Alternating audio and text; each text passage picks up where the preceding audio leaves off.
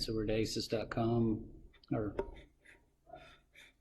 acesefi.com. We're going to go ahead and go to support,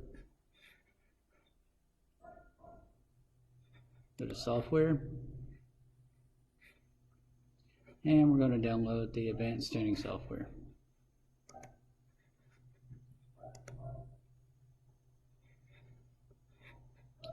Alright, so once it's downloaded, you're going to right click, you're going to extract all.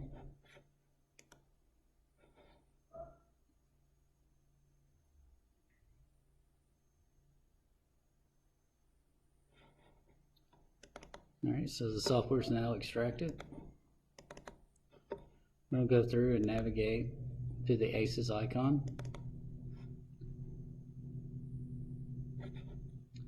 More info, run anyways.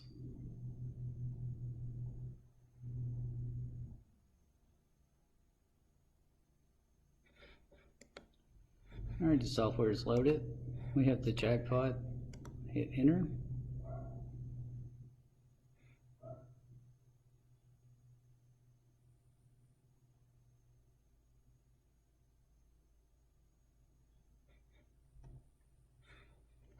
Alright, software is loaded. So now I'm going to key on.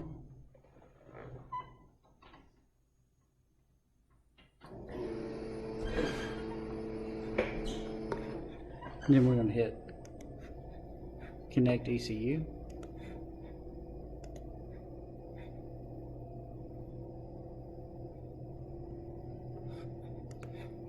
It's a new software and it's doing an internal update, so sometimes it takes it a few tries.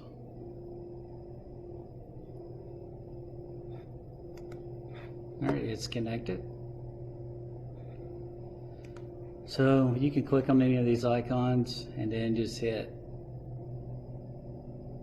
upload calibration,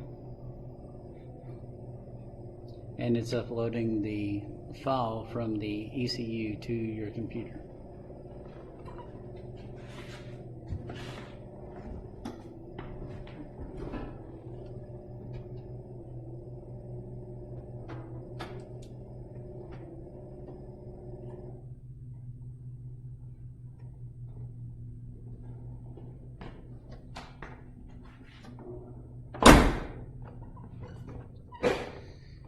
Alright, so now that that is downloaded, we're just going to save this calibration file. We're going to call this Camaro Wizard Tune. So if we make any changes and they happen to be bad, we got something we can revert back to that we know that started the car. Next thing I like to do is go ahead and start saving the version. Proto-Tech, and I'll just do startup 1, or we'll just call it base Camaro basemap. So this will establish what we're going to base all of our tune files off of. So with the new software, you can kind of see it's somewhat familiar with the sensor information here.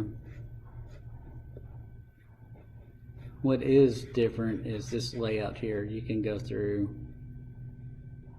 we'll set that to Imperial, and you can go through here and set, let's see, it's not on this one. Go ahead and save.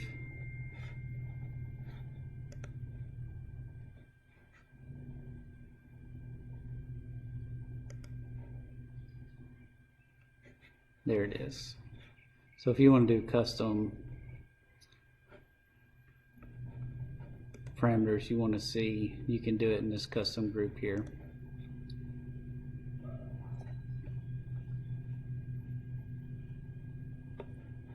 So if you want to go shortcuts to your fuel learn tables, your stock V, let's see,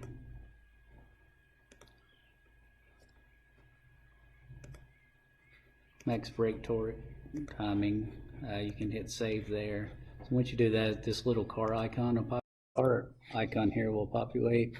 It'll show you your shortcuts that you selected. What's also neat is you can see ACES has incorporated a VE heat map. It's also added a nice little graph, 3D graph that you can pan around or orbit around. They also included this nice little smooth feature. And what also is neat, say you went in here and before you would have to right click and then add values. Well, now you have these shortcuts. So Alt A, you can assign all the same values. Alt H does a horizontal fill, or a fill interpolation. Alt V will also do a vertical interpolation, and we'll go through some of that. And you can fill selected values, and then you can also offset. So let's say that I was super lean here. Before I would have to, like, let's say I was 5% lean here.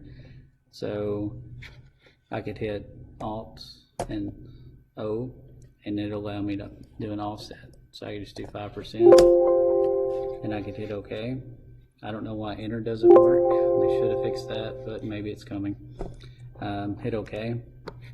And you can see by the 3D graph that it's added 5% to that area. So there are a few ways you could go about doing this. You can highlight through there, and you can just go Alt D, and you can see it does a vertical interpolation. And then Alt V here, it also smooths it out. And then going left or right, you could do an Alt H, and it blends those values so there's just not a cliff or a straight edge there. You want a nice smooth transition if you can get it. I wouldn't get too hung up on blending and smoothing and making pretty maps. A lot of times you got to give the car what it needs, and sometimes it looks pretty crazy. Look at some stock GM maps. They're not perfectly smooth either. But you can do Alt H, and it brings that. Some other things you can do is the areas that were affected. You can go through here and then just do this smooth select it, and it just brings that map into something that kind of looks like a torque curve now, not a fuel flow like traditional versions of the software was. That's some overview on some of the tools, and as you can see, Control Z works really well now. And you can also see all those changes, and go to the fuel. And then that custom always defaults down. I wish that would go back to looking like this. So if you would go to 2D, you can go to your stock VE also here. And then there's your fuel learn tables. But as you get more advanced in the software, you'll see that there's like 10 tools that you use a lot, and thumbing through all this is kind of a pain in the butt. So this custom icon here is really nice because everything that you need to get to quickly, everything is populated here. So that's a really nice feature. Glad to see that change. So the strip chart, this is good just to see live feedback sensor data. If you got a voltage issue starting, you can kind of see. I guess it's kind of their version of live scope, maybe a super dumb version of a oscilloscope, but At least you can kind of see what your sensor data is doing in a live feed format graphically versus just seeing the values here. If they would get oscilloscopes, that would be awesome. Alright, so let's dive down through these icons and talk about some of this stuff. Alright, so in custom, we're going to look at, number of injectors is 8, the cubic inch or displacement of this Camaro, injector flow rate, not idle speed. Typically on the stock cam car, you can get down this low. I typically like to go 750, just to get a good base. The engine not trying to idle down real low and make things difficult for you. What the first thing I want to do is I'm going to reload this base map, because I did all those editing on the VE table, showing you how that functioned. So I want to make sure I'm truly back to the original wizard. So with that, we'll set hot idle speed to 750. Fan 1, I typically like to go 190, 195,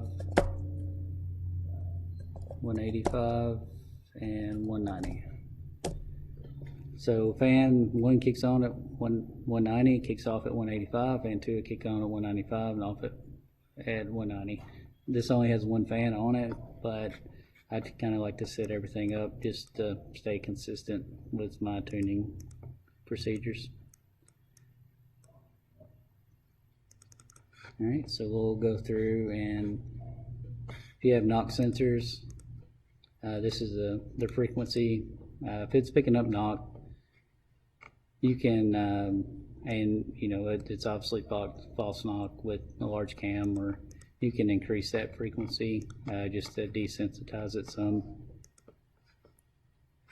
And that's just saying that it'll pick it knock up to 6,000 and minimum detection is 800 RPMs. So we'll minimize this configuration. Now this is obviously an LS 58 tooth cam signal default. Dual wideband, it's drive-by cable. 4L60 transmission control.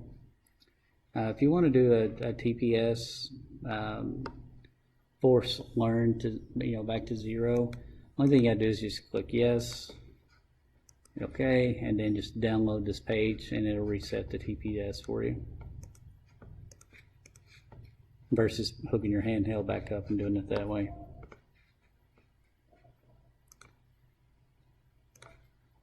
This is all electronic throttle body stuff here. Here's your default pedal types, and then your throttle body part numbers. Preloaded parameters, which makes your success a lot more pleasurable trying to figure this things out.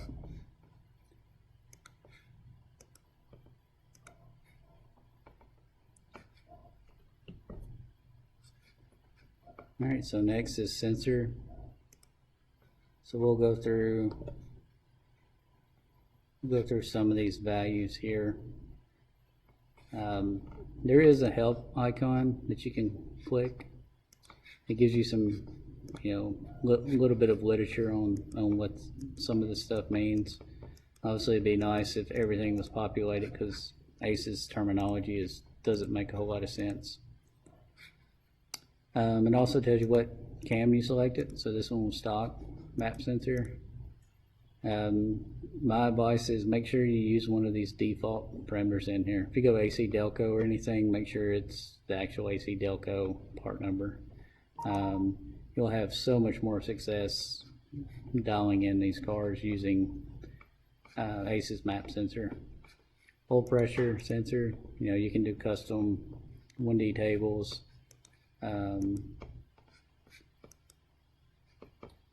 Same for fuel pressure type. This has the AE 1070 in it.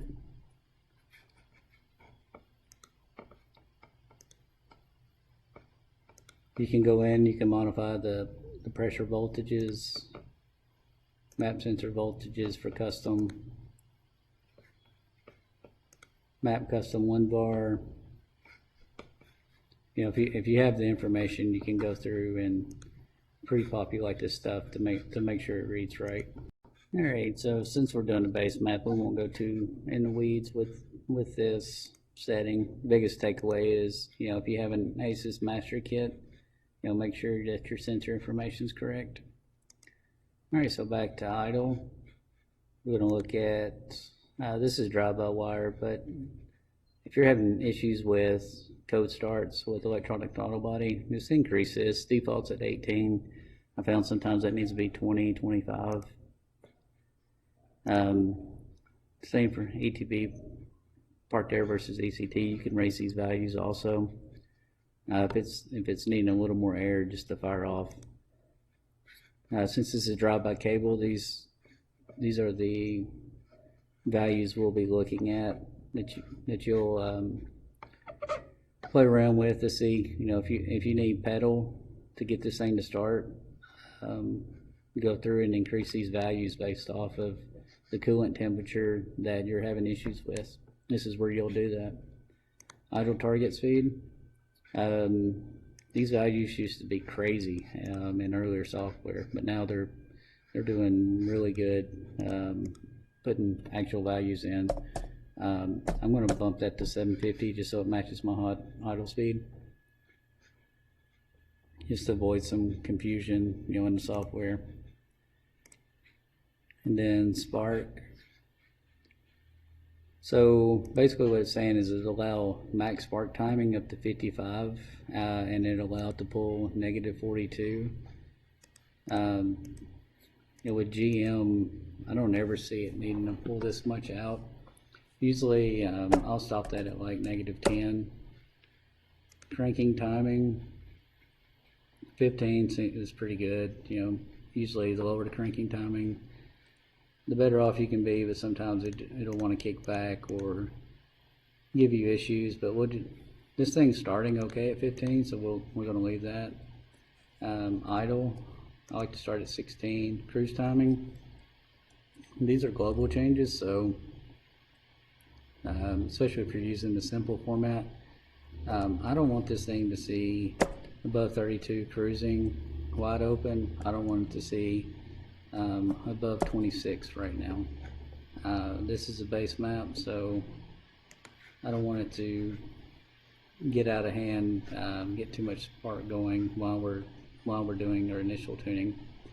7,500 RPMs. I usually back that down to 62, and then we'll allow that to increase once we start getting this thing dialed in a little better. Another thing I like to do is go through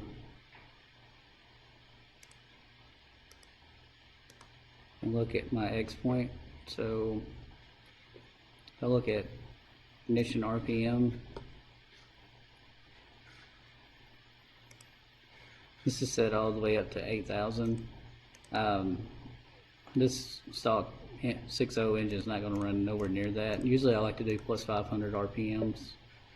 So if this thing's going to run at 63, then 6,800 would be max. So I would change this to 65, and then I would change this to 7,000.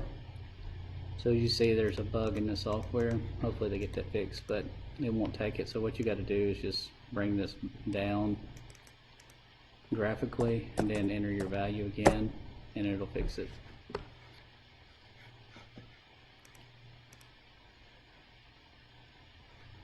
And if you're running boost, you can scale your map also, but this is the NA car.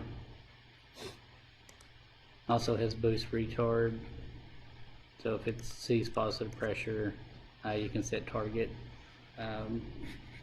boost retard in degrees, so we don't have to worry about that on this one. Maximum brake timing, maximum brake torque timing. So what we'll do is I like to go through here and then it's all personal preference just to see how the car is going to run, but we're probably going to be 60 kPa or so at idle. I'm going to do that, Alt A. I'm going to set this to 16 degrees. And then I'm going to go through, so 3000 up, I'm going to do Alt O, and I'm going to take out 4 degrees of timing. And then I'm just going to interpolate in between these values here with Alt H. And essentially what we've done is pulled out 4 degrees of timing throughout this table. This is for a reason. I'm going to make sure that my fuel map's dialed in, and then I can go in and start adding power back into the car with timing. If you go through and you leave it kind of spicy, your AFRs are all out of whack, then you're more likely to get knocked and destroy the engine. Startup base timing.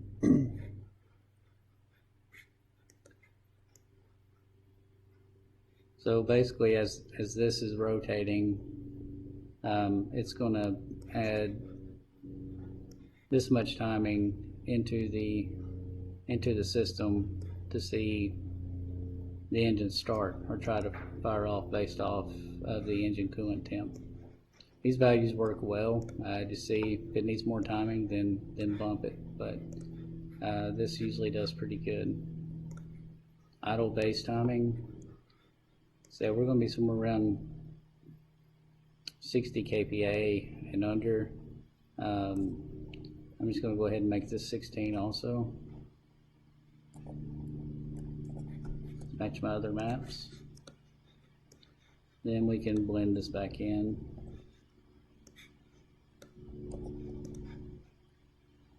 And then follow base timing.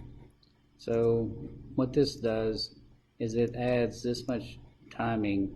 Say you're accelerating, you let off the accelerator, TPS goes to 0. It's going to add or use this table here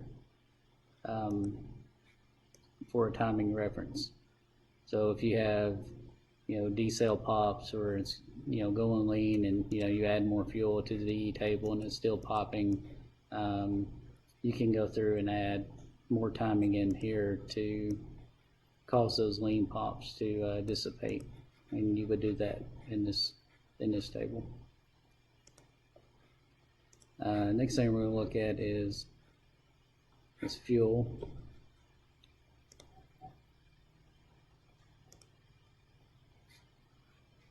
These are global modifiers, so if you're trying to get your injector fuel loop percentage dialed in a little more, you're starting to see wide swings, or it's running rich and you want to pull things out globally, you can just do an offset here. If it's 5% off, then make that 85, or if it needs more fuel, go 95, so on and so forth. This car runs on pump gas, which is 10% ethanol. So idle, I target 14.1, which is stoichiometric for 10% ethanol. Well, it's 14.12 something, but 14.1 is all you can put in. And then wide open, I'm targeting 12.5. So if you're in a simple method, then that's what it's going to look to.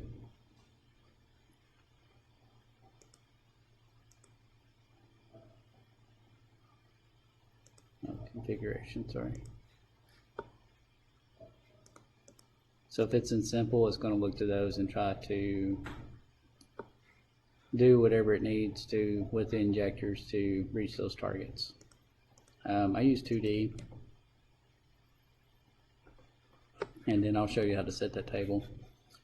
Fuel loop and fuel learn. So say you have a problem with your O2 sensors, you start it up, the O2 sensor gets super warm, it's ready to start making changes to the ECU, goes into closed loop, and you see it go like 30, 35, 40, something super high.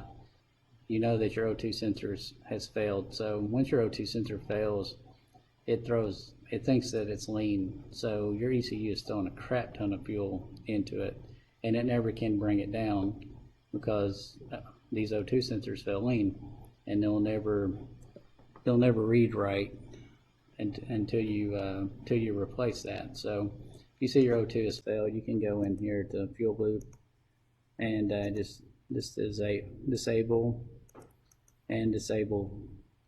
fuel learn. So that'll leave it in open loop.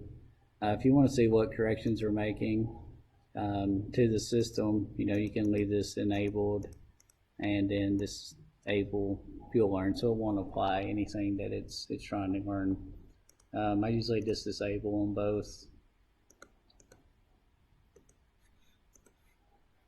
Decel fuel cut. I don't know if this works or not, because I've seen it just go super lean and decel fuel cut happens regardless. I always just leave it off and then modify the tables, because I haven't been able to see that actually do anything in my testing.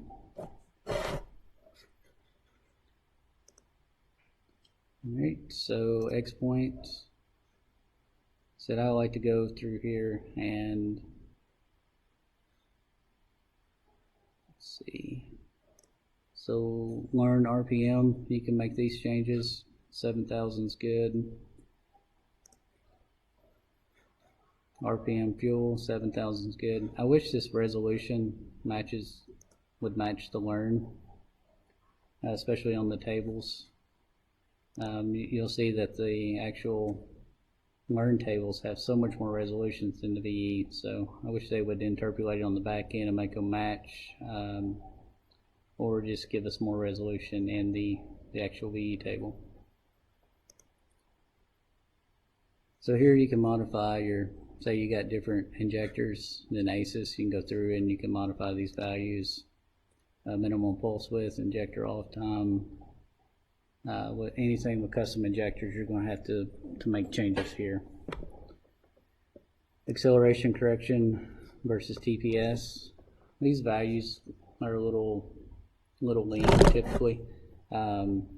What you'll have to do is look at your data log. If you're going lean, this is their version of power enrichment, so you can go through and modify these values here to increase them if you're going lean under hard pedal acceleration. This is a modifier table, so make sure your VE table is bright before you go in and doing this, or this will just throw in some false values and try to band-aid your VE table and cause you some drivability issues. Be rich lean, so just make sure your VE table is good before you go and actually try to do any acceleration correction versus TPS. Sometimes if they're pretty radical, you gotta do it anyways, but always go after the VE table first.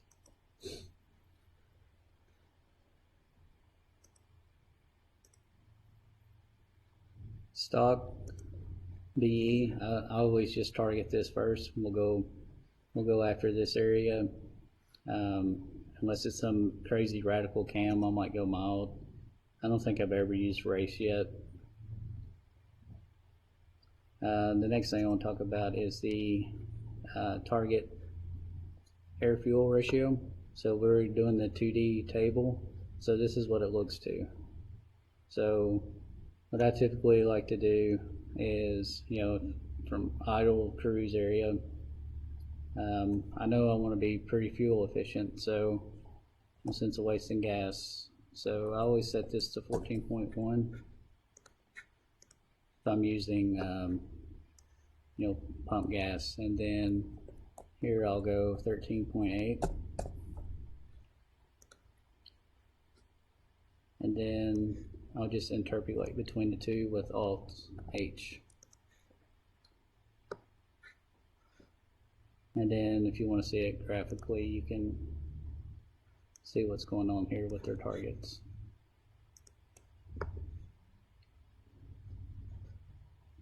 And then here's your fuel learn tables, 1 and 2. Again, fuel learn 1 is you know, bank 1, this is bank 2.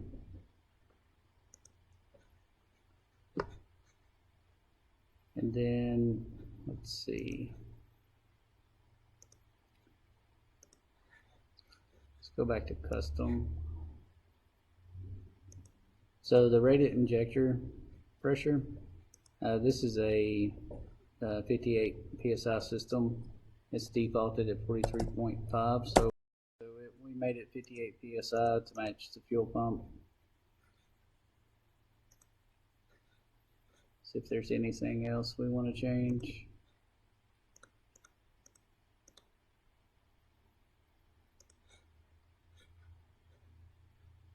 Fuel pump. It's building pressure pretty well, but you know, if you're struggling, it needs more prime, then you can increase your hold time to 4 seconds, 5 seconds, whatever it needs, you know, just to make sure it's got enough fuel.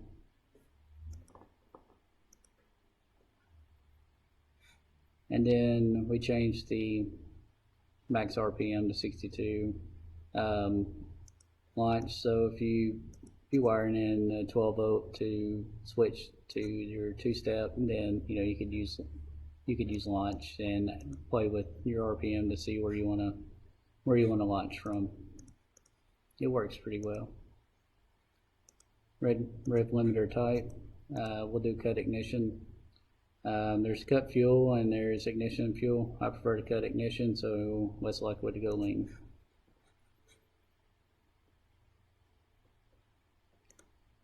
Transmission icon. So we're going to leave the default values for here. We'll go through another video using Blue Cat to try to dial these in. The biggest thing you want to look at is make sure your tire diameter is right. You can YouTube it, Google search, whatever. I just look at the rear tire size. I put it in an HV tuner's calculator and it tells me what it is. Gear ratio.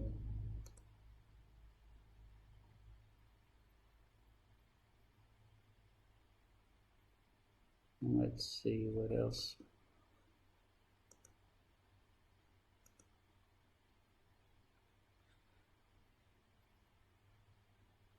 Okay, so this VSS calc correction. So the way you dial that in, you get your phone on your download a GPS app. You'll go to drive and see what your speed is, and then you'll compare it to your VSS feed here. And what you'll typically find, it's usually off by 16, 20 miles an hour or so. What I found is if I put that at like 26.5, it usually gets me within a mile or two.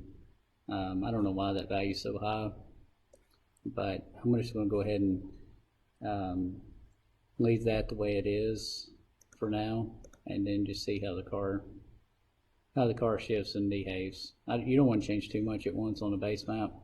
I haven't driven this car, so we just want to get this thing safe, get it to where we can do some pulls and just see how it behaves and check everything out before we try to start making power. That's it for this base map creation. So if you have any questions, just let me know. I'll try to answer them. Thanks.